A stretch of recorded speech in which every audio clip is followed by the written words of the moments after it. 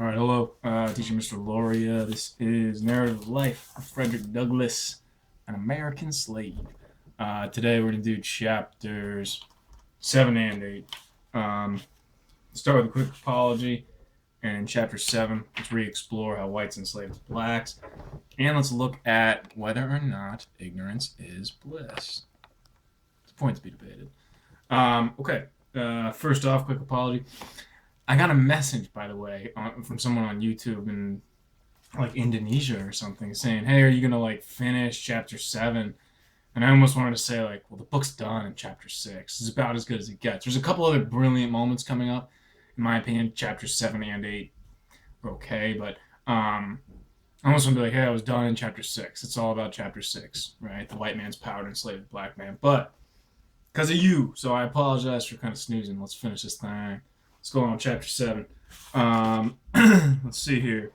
Let's get back to Mrs. Old, of course, right? The simplicity of her soul is now corrupted due to slavery. She sees him with the newspaper. She freaks out.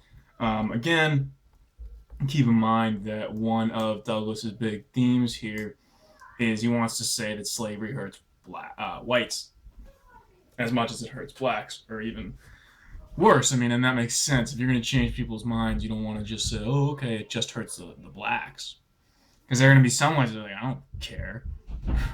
Right? What's in it for me? So Douglas has to start saying, and kind of proving more and more that it corrupts whites, that slavery corrupts whites, and it's interesting. When you study the slave trade, you can look at the whites. You can blame the Spaniards, you can blame the Dutch, the Europeans, the English, the Americans, whoever, or the Africans who are capturing and trading other Africans into slavery. Anyway, if you want to abolish American slavery, Douglas has to be explicit in saying, slavery proved as injurious to her as it did to me. This is one of his big points, right? So again, he's going to hammer that in again and again and again. And then there's this clever little moment, right, where he's like, okay, well, now that she had been taught, right, that I couldn't be seen with the newspaper, right, now she's one of those white people. Who did I learn from? He talks about the little white boys on the streets who he would sneak out pieces of bread and trade them. And it's fun. Did boys ever change? Do males ever change? He would challenge them. I bet you can read that. I bet you can't read that. And they would do it, right? Of course. I'm a teacher. If you want to get a boy to do something, little boy, like niñito, chaparrito, you just challenge them, right? It's different with girls. With boys, it's very easy. Ooh, bet you can't do that. Ooh. So Douglas does that to Reed with these like white boys on the street. This bread I used to bestow upon the hungry little urchins, right? Because they were hungry, they were poor. They knew how to read, but they were poor, right?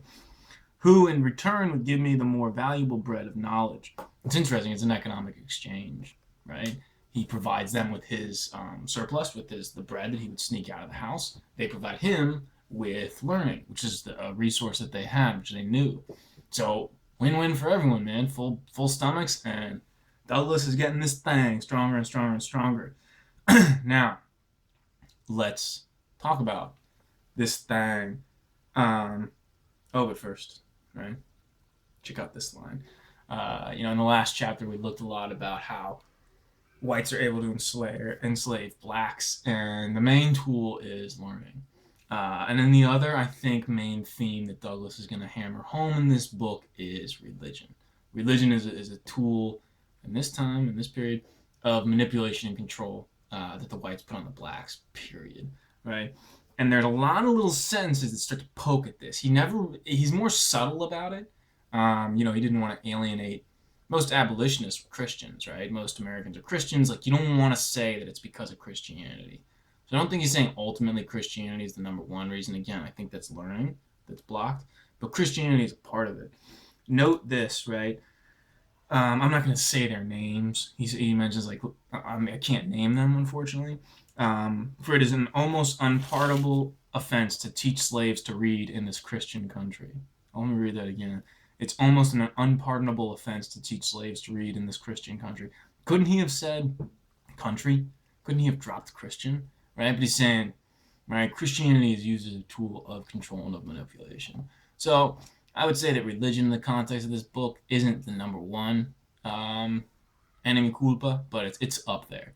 He lists it, and that's what the whole the afterwards is about, is him explaining and backpedaling off of that. I think initial reaction to this book was, oh, anti-religion, and he's like, no, no, no, I wasn't saying that. He is, but he pulls the politician in the afterwards, which we won't really cover, by the way.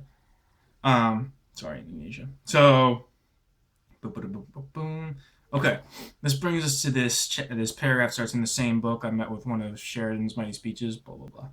All right, about Catholic emancipation. He's reading these books, and the reading of these documents enabled me to utter my thoughts. Right, to make the arguments. So he's like, wait a minute, they gave me more thoughts. I had more arguments. They're building the complexity of his thought. He's learning a lot, right? And the very discontent which Master of Hughes had predicted would follow my learning to read had already come, to torment and sting my soul to utter an unutterable anguish. Is ignorance bliss? Is it?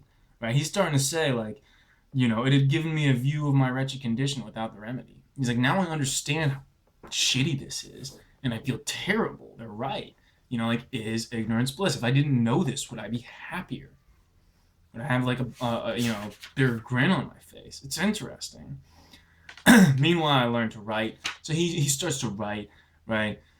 Thus, after a long, tedious effort for years, I finally succeeded in learning how to write. Dun, dun, dun, dun, dun, right? Pretty cool. I mean, the sacrifice, again, that he put forth is unbelievable. It's inspiring. Let's look at chapter 8. Again, we're lumping 7 and 8 together. Chapter 8 is mainly just the slave auction. Master dies, right? Captain Anthony died. They'll go back to the, big house, the plantation, for for the auction, right?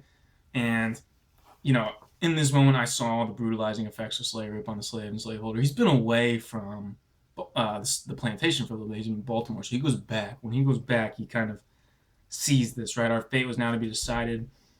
We had no more voice in this decision than brutes among which we were ranked, right? Ouch. I suffered more anxiety, this is the next paragraph, than most of my fellow slaves. I had known what it was to be kindly treated, and they had known nothing of the kind. They had seen little or nothing of the world. They were very deed men and women of sorrow, and equated with grief. He's saying they know grief, but they only know their very limited experience on this plantation. They lack the mental capacity to really think outside of that, or the life experience to know that, like, not every white's evil, and this doesn't have to be the way it is.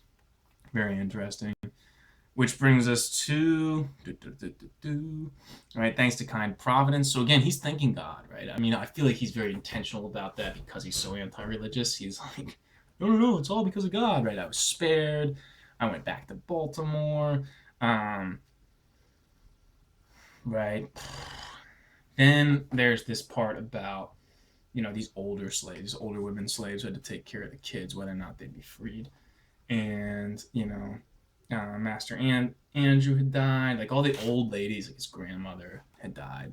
And he goes into this passage, which is right after that little poem or the Bible part, right? He goes into this passage about groping in the dark and this woman dying by herself without any family around. It's intense, man. It's a stark passage. It's just agonizing to read. You can. I mean, the man's a poet. This man can paint a picture, and he does in that chapter. So, he does mention, like, when I left Baltimore, I was the most upset to leave those little white boys. I didn't really have anything to say to the little master who I'd been assigned. Like, I didn't really care about that. So, that brings us to the end of chapter 8. Let's see, a couple more chapters from here. There's a couple cool events coming up, but chapters 7 and 8 are more just kind of departing from Baltimore, saying Christianity is bad and cool. And yeah, is ignorance bliss? I think that's a very interesting question. He knows now that he's suffering more because he knows. So, is ignorance bliss? All right, see you next time.